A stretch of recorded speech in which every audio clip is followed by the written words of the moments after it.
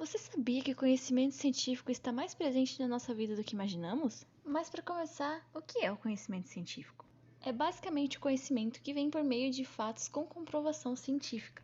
Cada objeto de estudo passa por uma série de etapas de validação e construção do saber, conhecidas como método ou metodologia científica, de forma a confirmar ou refutar hipóteses definidas a respeito de um determinado fenômeno. Vale ressaltar que não há espaço para intuição, achismos ou argumentações vazias. Ou seja, são levados em consideração um conjunto de procedimentos sistemáticos, como observação. E por ser um conjunto de procedimentos sistemáticos, a pesquisa científica pode ser classificada quanto à abordagem, à natureza, aos objetivos e aos procedimentos. Ele possui algumas características como a experimentação controlada, ou seja, baseada em experimentos, a probabilidade e contexto, que diz que é impossível chegar a uma verdade absoluta, e por essa razão o conhecimento científico é sempre provisório e delimitado, a capacidade crítica, que é uma característica importante do conhecimento científico, e as teorias que são desenvolvidas a partir de pesquisas e experimentações. Alguns dos filósofos conhecidos abordaram o tema, como Francis Bacon, que criou a teoria do método indutivo, e René Descartes, que criou a teoria cartesiana do sistema circulatório, que explicava o funcionamento do sistema sanguíneo e como chegou às suas conclusões, e a teoria do ato de reflexo, vendo pela linha de raciocínio da mecânica da anatomia,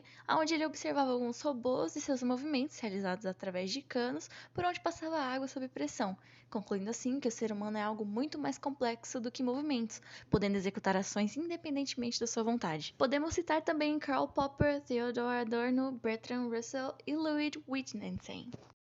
Falando agora sobre o desenvolvimento tecnológico, sabemos que um dos principais motores de avanço da ciência é a curiosidade humana. Por meio dos seus métodos e instrumentos, a ciência nos permite analisar o mundo ao redor e ver além do que os olhos podem enxergar, e sem dúvida alguma é o principal responsável por tudo que a humanidade construiu até aqui. Chegamos à conclusão de que o conhecimento científico deve ser algo aplicável na vida das pessoas. Recentemente, Tim Nichols, um conhecido pesquisador norte-americano, chegou a anunciar a Morte da Expertise, título do seu livro sobre o conhecimento na sociedade atual. Ele descreve no livro uma descrença do cidadão comum no conhecimento técnico e científico. Os fenômenos sociais recentes, como o movimento anti-vacinas ou mesmo a desconfiança sobre a fatalidade do aquecimento global, apesar de todas as evidências científicas em contrário, parecem corroborar a análise de Nichols. A relação entre a ciência, tecnologia e sociedade é muito mais complexa do que a pergunta ingênua sobre qual seria a utilidade prática da produção científica.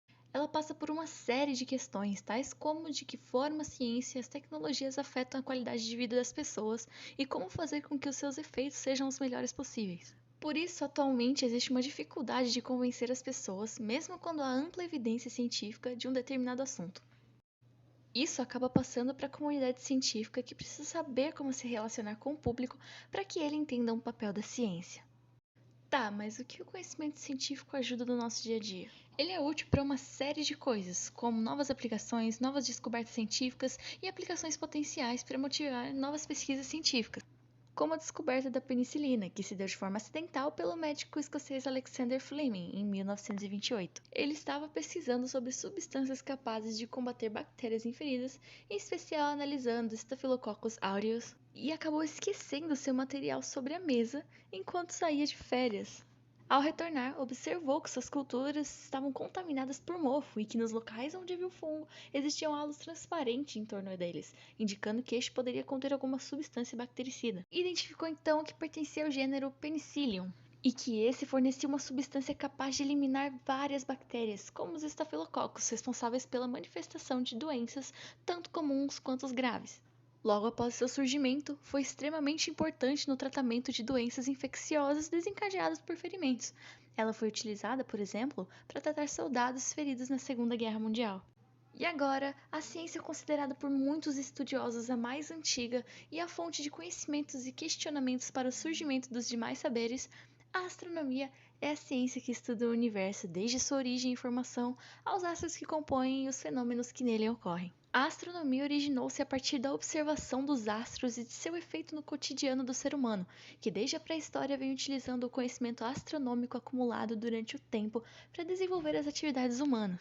Com as novas tecnologias, essa ciência se tornou informatizada, possuindo telescópios capazes de fotografar milhares de estrelas e gerar imagens muito nítidas.